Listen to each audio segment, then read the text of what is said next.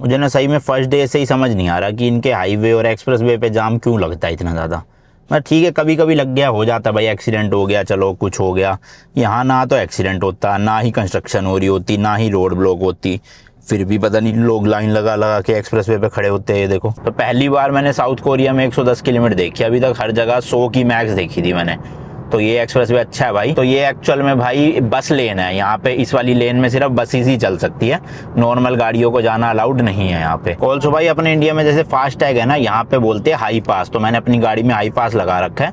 तो अब देखो मैं ये निकल गया टोल में से, अपने आप ये जो टी टी की आवाज़ सुनाई दी ना, पैसे कट चुके हैं। तो ये यहाँ के टोल गेट है, कहीं पे भी बैरिकेड नहीं होते, सीधा आप बस गाड़ी चलाते ले जाओ। तो जी देखो इस तरह की मशीन होती है, और यहाँ पे भी यूरोप अमेरिका वगैरह की तरह कोई भी बंदा नहीं मिलेगा आपको मेजॉरिटी स्टेशन पे।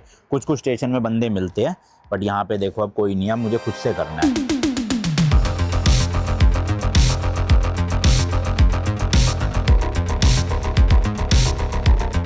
चलो जी भाई, सोल सिटी को टाटा बाय बाय बोल के बुसान जाने का टाइम हो गया है। बुसान आप देखोगे साउथ कोरिया के बिल्कुल नीचे साउथ साइड में है, और वहाँ पे बीचेस वगैरह भी है, और एक मूवी भी है ट्रेन टू बुसान करके। अब हालांकि मैं यहाँ की बुलेट ट्रेन से नहीं जा रहा, क्योंकि आपको पता ही है मैं यहाँ साउथ कोरिया में एक रोड ट्रिप कर रहा हूँ, यहाँ पे एक गाड़ी रेंट पे लेके, तो इसलिए बाय रोड जाने वाला हूँ सोल सिटी से बुसान सिटी तक। कितने किलोमीटर है, कितने घंटे का सफर है, वो सब नीचे जाके बताता हूँ, क्योंकि 11 बज चुके हैं और चेकआउट करने का टाइम हो गया, बैग वैग सारे पैक है। एक और नया दिन, एक और नई जर्नी। मैं हूँ अभी साउथ कोरिया की कैपिटल सिटी सोल में, एंड आप देख रहे हो भाई साउथ कोरिया रोड ट्रिप का एक और नया एपिसोड। लास्ट के भाई बस 4 दिन बचे अपने कोरिया में, जिसमें से 2-3 दिन तो बुसान में चले जाएंगे, फिर वापस आऊँगा और फ्लाइट लूँगा। ये भाई जहाँ पे मैंने अपार्टमेंट ले रखा था, अराउंड 5,000 रुपये पर नाइट में, वहाँ की पार्किंग है बेसमेंट वाली। मेरी गाड़ी खड़ी है इसमें देखो मल्टी लेवल पार्किंग है इस तरह की ना, वो ऊपर तक गाड़ियाँ लगी हुई है। तो यहाँ पे अपनी गाड़ी का नंबर डालना होता है 1237, और ये पिंक बटन दबाना होता है। दबा नहीं दबा, हाँ दब गया। अब ये शटर सा बंद होएगा और ये प्लेटफॉर्म जाएगा उड़ के, और मेरी गाड़ी को ले आएगा आसमान में से। अभी भाई फिलहाल तो सबसे पहले मैं म्योंगडोंग मार्केट जा रहा हूँ, वहाँ पे इंडियन रेस्टोरेंट है, तो मैंने सोचा एक बार खाना खा लेता हूँ, क्योंकि ड्राइव कम से कम 5-5.5 घंटे की तो होने वाली है, और यहाँ से खाना खा के निकलूँगा तो आराम से शाम को लेट भी पहुँचूँ तो इतनी दिक्कत नहीं होएगी। तो चलते हैं, यहाँ से 40-50 मिनट का रास्ता है इंडियन रेस्टोरेंट का, क्योंकि मैं सोल सिटी से थोड़ा सा बाहर रुका हुआ हूँ। ये गुरी करके जगह है, GURI, तो इसलिए पहले खाना खाएंगे, फिर वहाँ से निकलूँगा सीधा बुसान के लिए। और नॉन स्टॉप नहीं, आज की वीडियो में बहुत चीज़ें आपको दिखानी है, जैसे कि यहाँ के हाईवे एक्सप्रेसवे कैसे होते हैं, कितनी स्पीड लिमिट होती है, टोल टैक्स कैसे होते हैं, पर किलोमीटर कितना चार्ज लगता है टोल टैक्स में, फिर इसके अलावा फ्यूल भी भरवाना है आज मुझे, तो पेट्रोल डीजल के प्राइजेस क्या है यहाँ पर, तो पूरा सिस्टम आपको समझाऊंगा अच्छे से, ठीक है जी। तो ये व्लॉग एंड तक देखना, आपको साउथ कोरिया की रोड्स हाईवेज़ के बारे में बहुत कुछ पता चलेगा। 2 मिनट के आसपास लगते हैं गाड़ी आने में। ये देखो भाई, किया की K5, ये गाड़ी मैंने ले रखी है रेंट पे, सेडान गाड़ी है। अराउंड 2500 या 2600 इंडियन रुपीज़ में मुझे पर डे के लिए पड़ी है। 10 दिन के लिए लिए थी मैंने, और इंश्योरेंस वगैरह लेके मतलब 30-32 हज़ार रुपये 10 दिन का खर्चा आया टोटल। चलो जी लगेज रखते हैं गाड़ी में और निकलते हैं।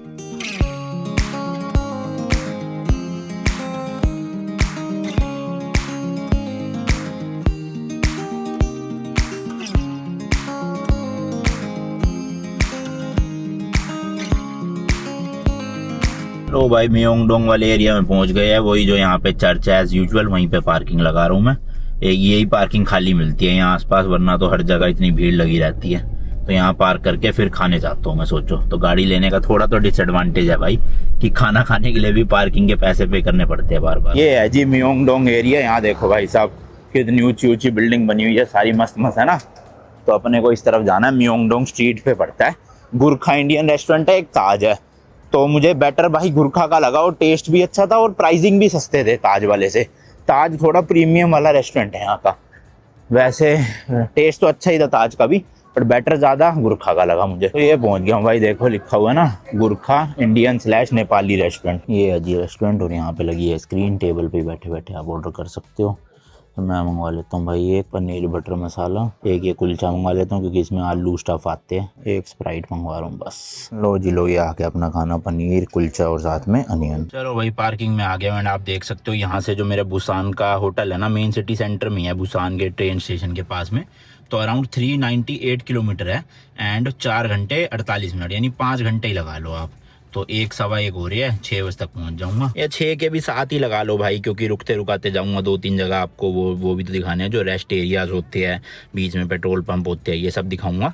और 400 किलोमीटर के लिए 5 घंटे इज इक्वल्स टू लगभग 80 की एवरेज स्पीड। और यहाँ पे एक्सप्रेस वे की टॉप स्पीड ही 100 है अभी तक जो मैंने देखी है, आज पता चल जाएगा बाकी और होगी ज़्यादा तो। बाकी लेट्स सी, चलते हैं फटाफट से। कोशिश यही करनी है कि कोई रूल ब्रेक ना हो एंड चलान ना आए भाई, क्योंकि अभी तक तो मुझे लग नहीं रहा चलान हुआ होगा कोई, आगे भी ना आए तो बढ़िया है।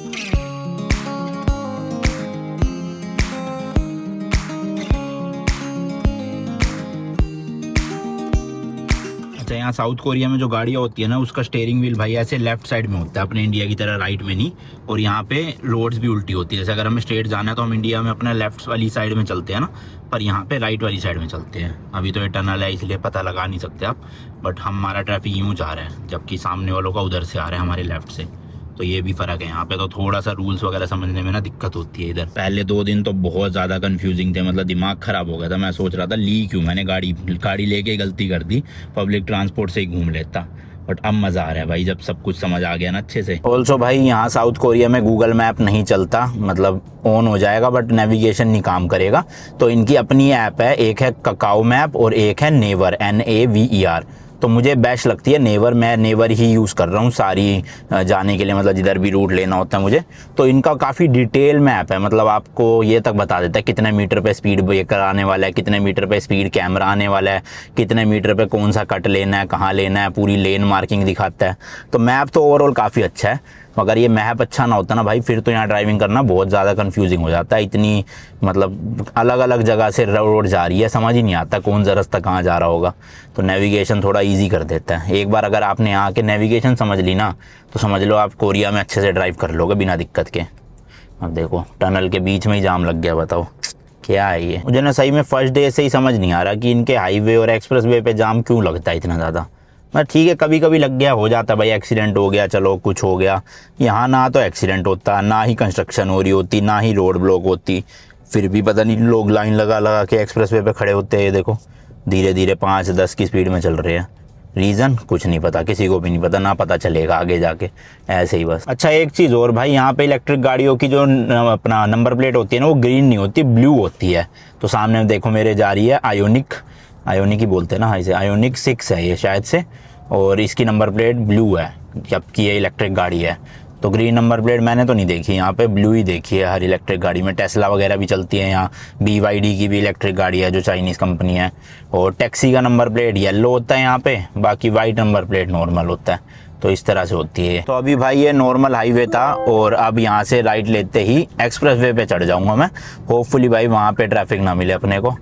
एक्सप्रेस वे पे भी ट्रैफिक हुआ बस फिर तो हो गया काम। तो लो जी लो, इधर हम एंटर कर चुके हैं। और अभी फ़िलहाल इस एक्सप्रेस वे की जो स्पीड लिमिट है वो 80 किलोमीटर पर आवर की है यहाँ पर। शायद से आगे मेन एक्सप्रेस वे जैसे ही चौड़ा हो जाएगा ये थोड़ा और, वहाँ पर 100 की होएगी, क्योंकि 120 मैंने नहीं देखी भाई। ये देखो यहाँ भी जाम है भाई, लो हद ही हो गई भैया, हद ही हो गई। मतलब सीरियसली भाई, एक्सप्रेस वे पे जाम क्यों लगा रखे है तुमने, समझ ही नहीं आ रहा मुझे तो। अगर इस एक्सप्रेस वे पे तो 110 की लिमिट है, ये देखो राइट साइड में दिख रहा है ना आपको वो डिजिटल स्क्रीन में। तो पहली बार मैंने साउथ कोरिया में 110 की लिमिट देखी, अभी तक हर जगह 100 की मैक्स देखी थी मैंने। तो ये एक्सप्रेस वे अच्छा है भाई। इसमें कितनी 5 लेन है भाई। जो सबसे एक्सट्रीम लेफ्ट है उसमें आपको दिखेगी ब्लू सी पट्टी दिख रही है, मैं इधर लेता हूँ फिर दिखाता हूँ। तो ये देखो भाई, अभी आपको ब्लू सी स्ट्रिप दिख रही है ना जो, तो ये एक्चुअल में भाई बस लेन है। यहाँ पे इस वाली लेन में सिर्फ बसेस ही चल सकती है, नॉर्मल गाड़ियों को जाना अलाउड नहीं है यहाँ पे। फिर उसके बाद एक और है लाइन 2, 3, 4, तो 4 नॉर्मल लेन है और 1 बस लेन है, यानी कि भाई 5 लेन है इस हाईवे पे, एक्सप्रेस वे पे सॉरी। तो 5 लेन इधर, 5 लेन उधर, 10 लेन का एक्सप्रेस वे है क्या भाई साहब। और सच बात बताऊं, अभी तक मेरे को एक भी गली में, एक भी हाईवे पे, एक भी एक्सप्रेस वे पे, कहीं पे भी भाई एक भी गड्ढा नहीं दिखा, बताओ। मतलब मैं 6 दिन से 7 दिन से ड्राइव कर रहा हूँ यहाँ पे, एक गड्ढा नहीं दिखा, एक गड्ढा। स्पीड ब्रेकर है बट गड्ढे कहीं नहीं है। और स्पीड ब्रेकर में भी एक यूनिक चीज़ है भाई यहाँ पे, नॉर्मल स्पीड ब्रेकर तो है ही है यहाँ पे, कुछ ना फेक स्पीड ब्रेकर भी है। फेक स्पीड ब्रेकर का मतलब स्पीड ब्रेकर एक्चुअल में नहीं है, मतलब उठा नहीं हुआ वहां से, लेकिन इन्होंने रोड को पेंट ऐसे कर रखा है कि वो स्पीड ब्रेकर की तरह लगता है और बंदा स्लो कर लेता है, जबकि वो स्पीड ब्रेकर नहीं है। तो ये भी अच्छी चीज़ है काफ़ी ना। अब रियल स्पीड ब्रेकर तो है ही है, लेकिन वैसे वाले भी बहुत सारे हैं।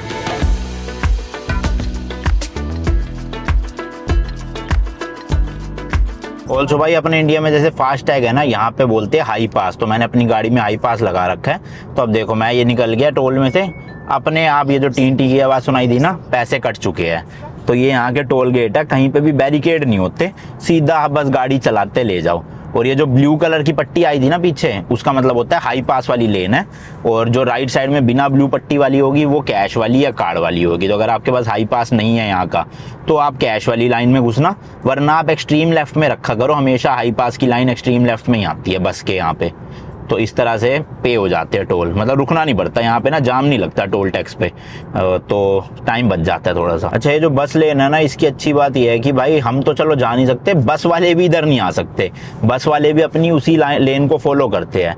तो इंडिया में भी ना हर हाईवे पे ऐसे बस लेन या ट्रक्स की लेन अलग से बन जानी चाहिए कि ट्रक वाले उससे बाहर निकले ही ना, और निकले तो सीधा तगड़ा चालान हो, कैमरे लगे हुए हो, तो फिर बढ़िया रहता है भाई, सॉर्टेड रहता है कि ट्रक और हैवी व्हीकल जो है वो पूरे लेफ्ट से ही, मतलब हमारे केस में तो राइट पे चलेंगे क्योंकि हमारी उल्टे रूल्स है, तो इसलिए राइट साइड में ट्रकों का रहना चाहिए, और उसके बाद अपना बाकियों का रहे फिर इधर की तरफ, और हम ओवरटेक करने के लिए भी उस लेन में ना घुस सके और ट्रक वाले भी हमारी लेन में ना घुस सके। तो देखो कितने एक्सीडेंट्स कम हो जाएंगे। अभी फ़िलहाल मुझे ये एक्सप्रेसवे छोड़ना है भाई, मैप्स के अकॉर्डिंग राइट दिखा रहे हैं, यहाँ से 1.2 किलोमीटर में एग्जिट लेना है और दूसरा एक्सप्रेसवे चढ़ना है शायद। यहाँ नाम तो मुझे समझ नहीं आ रहे भाई एक्सप्रेसवे के, क्योंकि कोरियन में लिखे आ रही है नेविगेशन मैप पे भी और बोर्ड्स पे भी। वैसे जो सिटी विटी के नाम है ना, और वैसे जो नॉर्मल इन्फॉर्मेशन है वो कोरियन प्लस इंग्लिश दोनों में लिखी है। देखो अब ये बोर्ड आ रहा है जैसे, तो इंचियोन जो है वो इधर 150 मीटर राइट रखना है। यहाँ किया और हिंडई की बहुत बसें चलती है भाई, यहीं की कंपनी है ना ये दोनों, मतलब पेरेंट कंपनी तो एक ही है इनकी। अब देखो एक्सप्रेसवे से उतरते ही भाई स्पीड लिमिट सीधा 110 से 50 की हो गई, बताओ। ये लोग फिर भी ओवरटेक करके जा रहे हैं क्योंकि इनको पता है कैमरे कहाँ है कहाँ नहीं है, नेविगेशन ऐप में आ जाता है। तो जहाँ कैमरे नहीं होते वहाँ तो ये लोग नहीं फॉलो करते, स्पीड लिमिट भगाते रहते हैं, जैसे ही कैमरा आता है ना ब्रेक लगा के स्लो हो जाते हैं। सही टेक्नोलॉजी का यूज़ किया जा रहा है भाई। अच्छा हाँ, यहाँ पे क्योंकि ड्राइविंग रूल्स अपोजिट है इंडिया से, तो इसलिए भाई जो ओवरटेकिंग के रूल्स है ना वो भी डिफरेंट होंगे। हम इंडिया में हमेशा गाड़ी के राइट साइड से ओवरटेक करते हैं, मतलब लॉ तो ये कहता है कि राइट से करो, अब आप करते क्या हो तो अलग बात है खैर। तो राइट से ओवरटेक अलाउड होता है इंडिया में, लेकिन यहाँ पे भाई लेफ्ट से ओवरटेक करना होता है, और जो सबसे फास्ट लेन होती है वो भी यहाँ पे लेफ्ट पे होती है। हमारे इंडिया में जैसे फास्ट लेन राइट साइड वाली होती है, तो ये बस थोड़ा सा फ़र्क है। और स्टीयरिंग व्हील उल्टी साइड में, लेफ्ट साइड में, अपने इंडिया में राइट होता है। तो बस आपको थोड़ी 2-3 चीज़ों का ध्यान रखना पड़ेगा और आप फिर 1-2 दिन में अच्छे से ट्रेन हो जाओगे यहाँ चलाने के लिए गाड़ी। अब देखो ये वाले हाईवे पे चढ़ते ही 100 की लिमिट आ गई है आराम से अपने पास। बड़े व्हीकल के लिए 80 की है, गाड़ियों के लिए 100 की है। तो देखो 100 वाली लेन है ये दोनों ना, और जो 80 वाली लेन है वो राइट में है, वहाँ रहो अपना। सही जुगाड़ है भाई।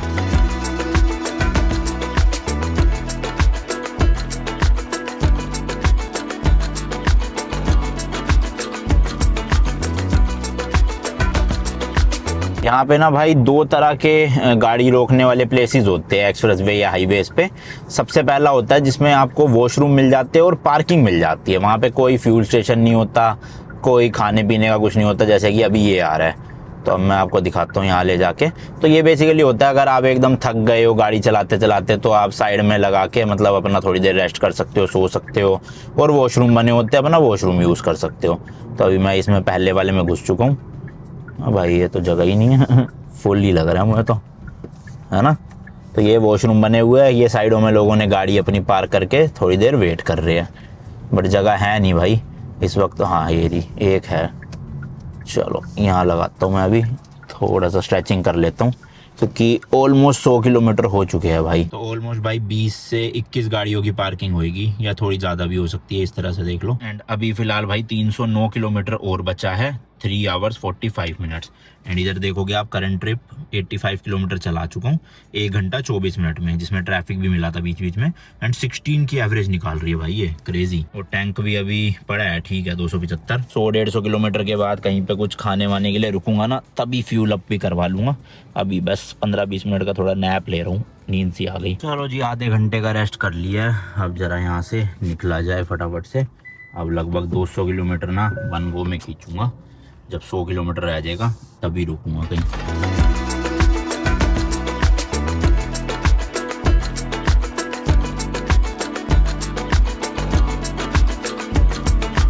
भाई सब टनल्स बहुत है यार इस वाले रूट पे, मतलब बार बार पहाड़ियाँ आ रही है ना बीच में, तो अब ऑब्वियसली पहाड़ियों के आर पार जाना है तो या तो टनल बनाना पड़ता है या पास बनाना पड़ता है पहाड़ी के ऊपर से।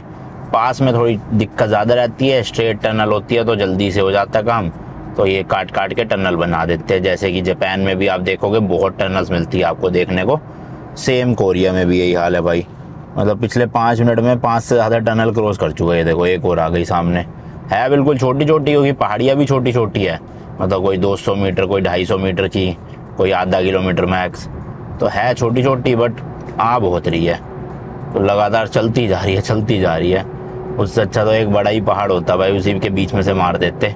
अब देखो ये निकले, अब अगली टनल फिर आ गई वो रही सामने, ये 250 मीटर की है। बताओ बहुत देर से टनल ही टनल दिख रही है, नज़ारे तो और कुछ दिख ही नहीं रहे। घुस गए भाई, कमाल ही हो गया जी। अच्छा शुरू में स्पीड लिमिट आई थी 110 किलोमीटर की, देन घट के भाई वो 70-80 हुई थी, फिर 100 हो गई थी, तो फिर 40-50 किलोमीटर तक 100 ही रही भाई वो।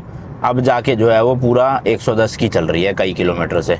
तो 40 किलोमीटर मैं चल चुका हूँ लास्ट वाली जो स्टॉप लिया था उसके बाद भी, और 26 मिनट में कवर कर दिए 40 किलोमीटर। तो वही 110 की कांस्टेंट स्पीड से चला रहा हूँ गाड़ी। अब देखो नज़ारे भाई सामने, प्रॉपर हिली एरिया दिख रहा होगा आपको, और थोड़े टाइम में भाई पानी भी दिखने लग जाएगा, क्योंकि मैंने बताया ना मैं बिल्कुल नीचे साउथ की तरफ जा रहा हूँ। बुसान साउथ में है और वहाँ पे बीचेस वगैरह भी बहुत है। तो अब जो थोड़े किलोमीटर, मतलब 100 किलोमीटर के बाद जो सड़क आएगी वो आप इस तरह से लगाना कि भाई एक तरफ होगा समुद्र उसके, तो मज़ा आएगा वहाँ ड्राइविंग करने का, जैसे मैंने ऑस्ट्रेलिया में करी थी उसी तरह की फील आएगी यहाँ भी। और जैसे जैसे भाई नीचे साउथ की तरफ जाते रहेंगे वैसे वैसे टेम्परेचर भी जो है ना वो थोड़ा गर्म होता जाएगा। अभी जैसे सोल सिटी में लास्ट के कुछ दिनों में 5 डिग्री 6 डिग्री तक पहुँच जा रहा था रात को 9-10 बजे, तो अब बुसान में इतना सीन नहीं होगा। अभी यहाँ पे फ़िलहाल 15 डिग्री है दोपहर के 3:30 बजे, और वहाँ पे थोड़ा ज़्यादा ही होगा, मतलब 6-7 डिग्री सेल्सियस का तो फ़र्क आ ही जाएगा वहाँ, मतलब थोड़ा गर्म होगा। और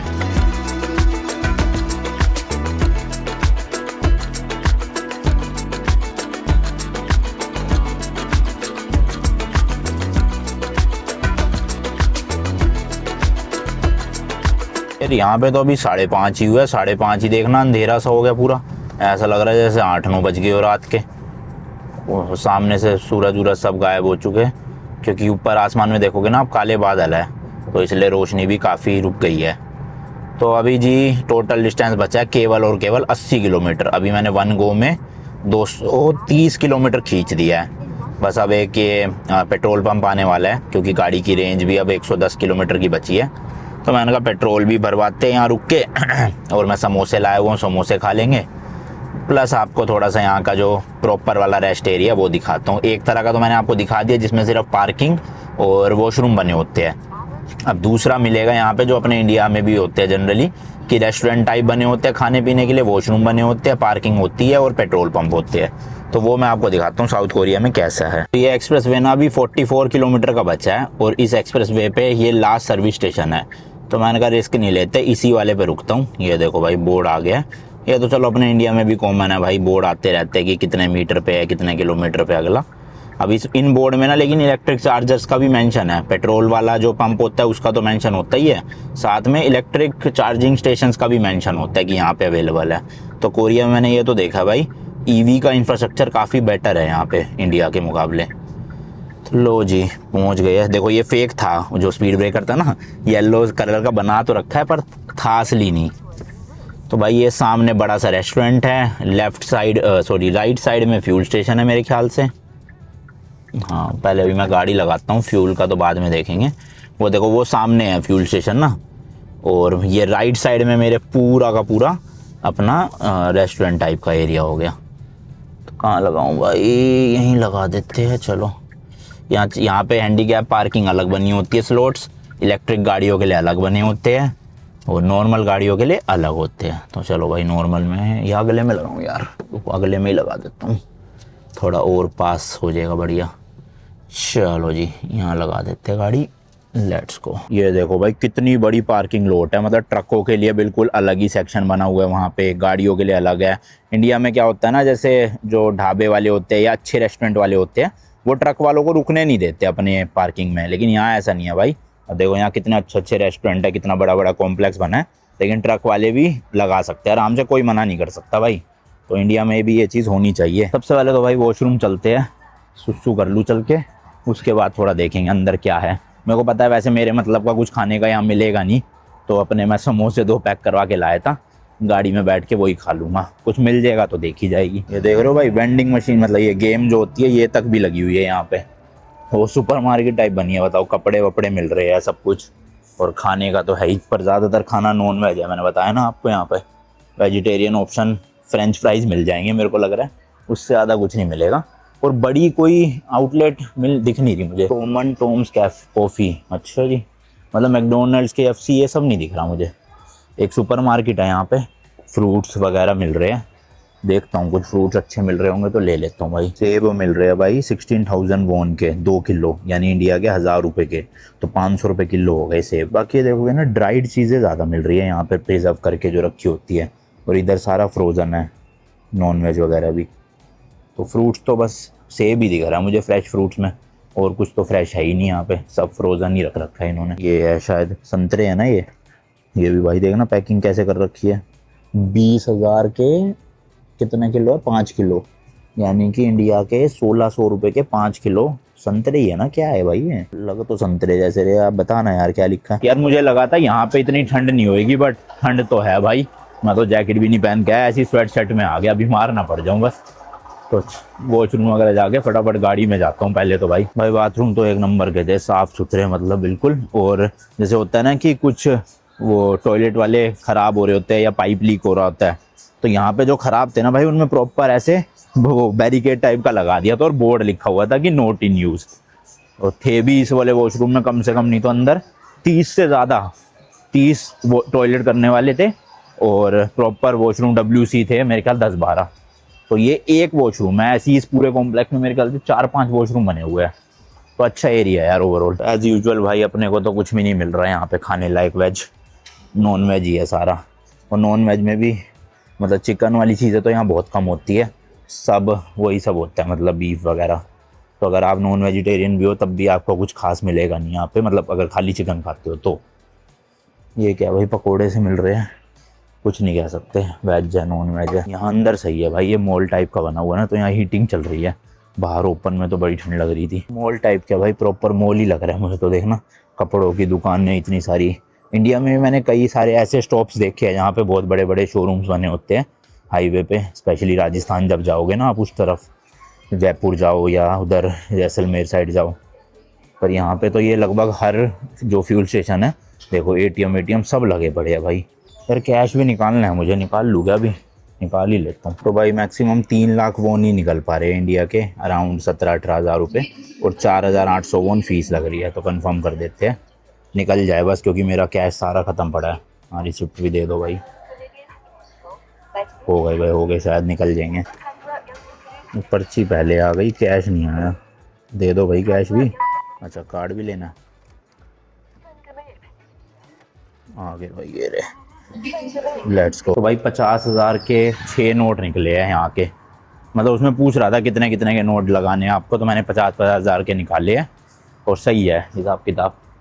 चलो अब अपने पास अच्छा खासा कैश हो गया, अगले 4-5 दिन बच ही जाएगा मेरे हिसाब से ये कैश। तो मैं एयरपोर्ट पे या कहीं सिटी सेंटर से इसको डॉलर में चेंज करवा लूँगा, क्योंकि अगली कंट्री अब मैं चाइना जा रहा हूँ, तो चाइना में फिर डॉलर काम आ जाएंगे, मतलब डॉलर से वहाँ की करेंसी में चेंज करवाने में। सही में भाई यहाँ पे तो वेजिटेरियन पिज़्ज़ा तक भी नहीं मिला, पिज़्ज़ा भी नॉन वेजिटेरियन ही था।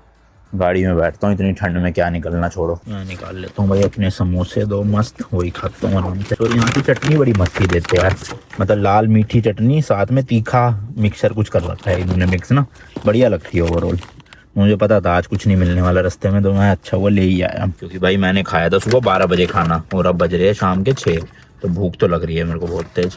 चलो जी भाई चलते हैं, काफ़ी देर टाइम पास कर लिया, 6:30 हो गए, 1 घंटा 17 मिनट का रास्ता है। फ्यूल भरवाना है क्योंकि 101 किलोमीटर की रेंज है, वैसे तो पहुंच जाएगी गाड़ी, 71 ही बचा है, बट क्यों रिस्क लेना भाई। और एवरेज तो तगड़ी निकाल दी भाई, 18-19 के आसपास की निकली है एवरेज। 16 की तो हो गई पूरे उसमें, बट अभी जो करंट ट्रिप थी ना वो रीसेट हो गई, उसमें आ रही थी। चलो कोई नहीं, जो भी है। तो ये सामने फ्यूल स्टेशन है सेल्फ के नाम से। तो जी देखो इस तरह की मशीन होती है और यहाँ पे भी यूरोप अमेरिका वगैरह की तरह कोई भी बंदा नहीं मिलेगा आपको मेजोरिटी स्टेशन पे। कुछ कुछ स्टेशन में बंदे मिलते हैं बट यहाँ पे देखो अब कोई नहीं है, मुझे खुद से करना है। डीजल का रेट चल रहा है 1569 कोरियन वोन पर लीटर और गैसोलीन मतलब पेट्रोल का रेट है 1709 वोन पर लीटर। तो वही 16 या 17 से डिवाइड कर लो तो भाई लगभग 95 रुपये डीजल है और 100 रुपये पेट्रोल है। तो खुद से ही कार्ड वार्ड डालना पड़ेगा भाई। और यहाँ पे ना ये ब्लू कलर होता है भाई डीजल का और येलो कलर की नोब होती है पेट्रोल की। आप वैसे तो इसको स्कैन करके मतलब ट्रांसलेट करके पता भी लगा सकते हो क्या होता है क्या नहीं। और ये स्टैटिक का एक बटन दे रखा होता है भाई, ये आग लगने से बचाने के लिए होता है। तो एक बार इसको प्रेस करके फिर निकाल के आप लगाओगे ना तो स्टैटिक इलेक्ट्रिसिटी की वजह से आग नहीं लगती। तो ये चीज़ सही है भाई यहाँ पे। अब अपना पहले तो भाई नोब खोलते हैं इसका, और मेरी पेट्रोल गाड़ी है क्योंकि तो पेट्रोल आएगा। और उधर देखो सारा इलेक्ट्रिक गाड़ी होगा भाई, वो सामने आप देख रहे हो कितने सारे लगे हुए हैं ना। चलो अपना तो पेट्रोल डलवाए, फुल करवा लेता हूँ, वापसी भी तो आना है। इंग्लिश में आ गया भाई, तो पहले लगाते हैं इसको अंदर। अभी तो चला नहीं, बस भाई मेरा कार्ड चल जाए क्योंकि अगर मैंने भर लिया और कार्ड नहीं चला। देखो अब ये कह रहा है प्रेस करो। यार इंग्लिश में क्यों नहीं आ रहा। तो जी यहाँ डालते अपना कार्ड जिससे पेमेंट कटेगी, डल गया है। अब हमें डालना है गैसोलीन यानी कि पेट्रोल। ये क्या भाई इंग्लिश में बताओ ना, कोरियन में तो समझ ही नहीं आ रहा मुझे, ट्रांसलेट ही का। अच्छा नहीं है ना, लिखा है इंग्लिश में, क्रेडिट कार्ड है। फुल करना है, थोड़ा सा कंफ्यूजिंग है भाई। हो गया क्या, कार्ड निकाल लिया, पता नहीं क्या क्या बोले जा रही है भाई, समझ नहीं आ रहा। अच्छा हो गया हाँ चल गया शायद। आ रहा है क्या, आ रहा है भाई, आ रहा है पेट्रोल निकलना शुरू, यानी कार्ड मेरा चल चुका है। चलो शुक्र है भाई, मेरे को डर था कि कार्ड चल नहीं रहा होगा। और ये भी बंद हो चुका है रात के टाइम ना, तो कोई हेल्प भी नहीं मिलेगी यहाँ। तो देख सकते हो भाई वहाँ पे लिखा भी आ रहा है कितने वोन का डल गया और कितने लीटर डल गया। तो 10 लीटर तो ऑलमोस्ट जा चुका है भाई, और 1709 पर लीटर है मैंने बताया आपको प्राइसिंग। और ये ध्यान से करना भाई कि येलो कलर जो है वो पेट्रोल का है और जो ब्लू वाला है वो डीजल का है। तो मेरी पेट्रोल गाड़ी है इसलिए पेट्रोल ही डालना है, गलती से कहीं पता चले डीजल डाल दूँ मैं। तो टोटल भाई 52,920 का पेट्रोल डाला अपनी गाड़ी में। 30 लीटर, 30 भी क्या 31 लीटर ही हो गया लगभग।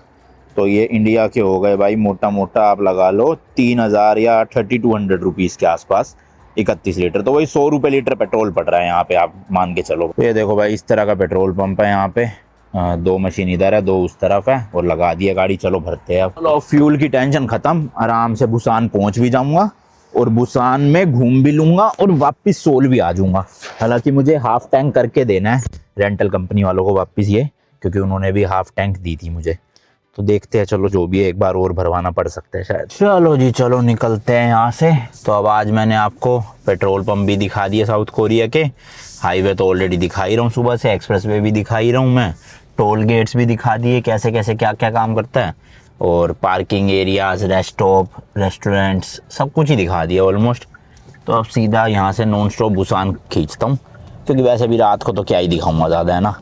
रोड 70 किलोमीटर है, 1 घंटा दिखा रहा है, पहुँच जाएंगे फटाफट से, चेक इन वैक इन करूँगा फिर आराम से। और मैं जब जापान गया था ना तो मुझे लगा था मैंने अभी तक जितनी भी कंट्रीज घूमा है सबसे ज़्यादा टनल जापान में ही दिखी थी मुझे, बट भाई मैं गलत हूँ। सबसे ज़्यादा टनल मुझे आज साउथ कोरिया में दिखी है, सोल से बुसान जाने में। भाई इतनी टनल मतलब हद ही हो गई, जापान को भी पीछे छोड़ दिया टनल के मामले में इन्होंने, बहुत ही ज़्यादा टनल्स थी भाई साहब। और टोटल 400 किलोमीटर था ना, तो 400 किलोमीटर में से 300 किलोमीटर स्पीड 110 की रही है, अभी भी 110 की है इस वाले एक्सप्रेस वे पे। और 80, 90 या 100 किलोमीटर के लिए आप समझ लो कि स्पीड लिमिट कम हुई थी, जैसे कभी 80 हो जाती थी, कभी 70 हो जाती थी, कभी 100 भी हो जाती थी। तो मैक्सिमम 110 ही दिखी है, 120 यहाँ मेरे को लग नहीं रहा कोरिया में है ना कहीं पे। अपने इंडिया में तो 120 है भाई, यहाँ नहीं है।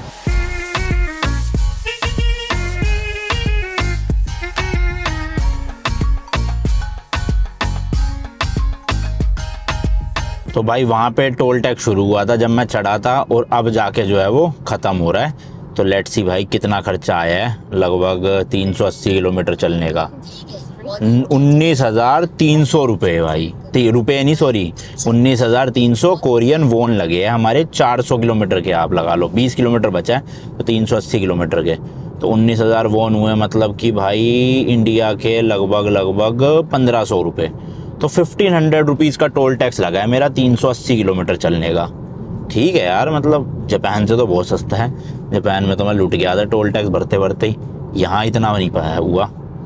1,500 रुपये तो कुछ भी नहीं है उस हिसाब से देखा जाए तो जापान के कंपैरिजन में। तो चलो जी चलो, स्वागत है आपका बुसान सिटी में। सिटी एंटर कर चुका हूँ। अपना जो एयरबीएनबी है वो 7.8 किलोमीटर है।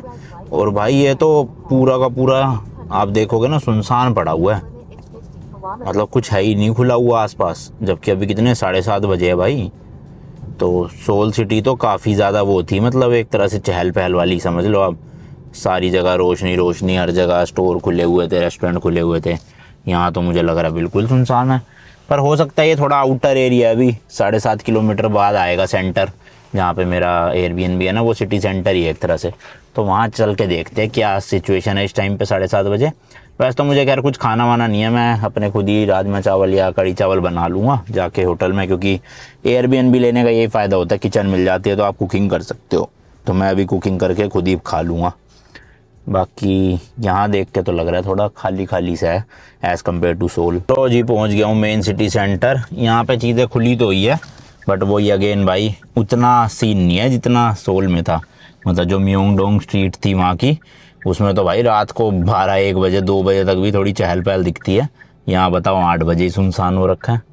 मतलब लेफ़्ट मुड़ना है और 490 मीटर पे बिल्डिंग है जिसमें अपना अपार्टमेंट है और पार्किंग इंक्लूडेड है। 3,300 रुपये पर नाइट में मिल गया मुझे। तो सोल सिटी से काफ़ी सस्ती है बुसान सिटी, क्योंकि वहाँ पे भाई 5-6 हज़ार से कम था नहीं कोई भी ऐसा अपार्टमेंट। और यहाँ देख लो विद पार्किंग 3,300 में मिल गया इंडियन करेंसी में। तो सस्ता तो है बुसान ना। हाँ देखो यहाँ पे तो है भाई चहल पहल ना, लाइटें शाइटें जली हुई है। बस ये राइट मुड़ना है अपन को और बिल्डिंग आ जाएगी। ये क्या, ये कैसी जगह है? अच्छा गली है, मेरे को लगा मॉल की पार्किंग है अंदर। तो वही अपार्टमेंट वाली बिल्डिंग है, उसमें मतलब नीचे अपार्टमेंट्स होते हैं और ऊपर होटल के लिए वो बना रखे होते हैं। गूगल मैप की लोकेशन तो यहीं ख़त्म हो गई। बिल्डिंग तो मुझे दिख, हाँ ये शायद यही है, हाँ यही वाली है। होटल लिखा है ना जो ये, अच्छा ये रेजिडेंशियल नहीं है फिर, ये सारा ही होटल है। इसमें अपार्टमेंट बने हुए हैं सारे। देखो मरांट होटल है नाम जगह का, और पार्किंग है इसकी यहाँ से। चलो जी पार्किंग में लगाते हैं और चलते हैं अंदर। सेल्फ चेक इन होता है ज़्यादातर ना यहाँ। अच्छा यहाँ भी पार्किंग वही है भाई, देखो लिफ्ट टाइप की। ओके तो सामान निकालना पड़ेगा पहले मुझे अपना, फिर जाना पड़ेगा। साइड लगाते हैं यहाँ पे। तो यहाँ पे बेसमेंट पार्किंग नहीं है, मैकेनिकल पार्किंग ही है पूरी की पूरी। तो सामान निकाल ही लेते हैं पहले यहीं पे, फिर गाड़ी तो चली जाएगी। देखो भाई गाड़ी अंदर ले आया और यहाँ ओके लिखा आ गया, तो अब मैं निकल सकता हूँ गाड़ी से। तो भाई यहाँ रिसेप्शन तो बना है, बट वो कह रहे अगर आप एयरबीएनबी से बुकिंग करके आए तो चेक इन करने की जरूरत नहीं है, डायरेक्ट आप अपने अपार्टमेंट में जा सकते हो। चलो 5th फ्लोर में है भाई अपना apartment. Low ji check in कर लिया है। आते ही अपना एक शू रैक लगा हुआ है साइड में, देन ये बाथरूम हो गया। ठीक है, अरे वाह मज़े आ गए भाई। इसमें तो जेट वेट लगा हुआ है, इलेक्ट्रिक वाली सीट है। उस वाले एयरबीएनबी में तो मुझे अपना पोर्टेबल जेट यूज़ करना पड़ता था, लेकिन यहाँ पिचकारी दे दी, सही हो गया। बाकी यहाँ पे फ्रिज है, माइक्रोवेव है, केटल है, अपना इलेक्ट्रिक वाला इंडक्शन हो गया, सिंक हो गई। इधर टेबल, एक यहाँ टेबल, टीवी, देन एक ये काउच है, उधर बेड। अरे वाह भाई सब, ये तो कुछ ज़्यादा ही चौड़ा बेड दे दिया इन्होंने। देखना इसमें तो 4 लोग भी सो सकते हैं बहुत आराम से। तो बच्चों के लिए भी इन्होंने भिड़ा के दे दिया, सही है भाई। सामान वगैरह लैपटॉप वगैरह इस साइड रखूँगा अपना, और मैं खुद फैल के सो जाऊँगा।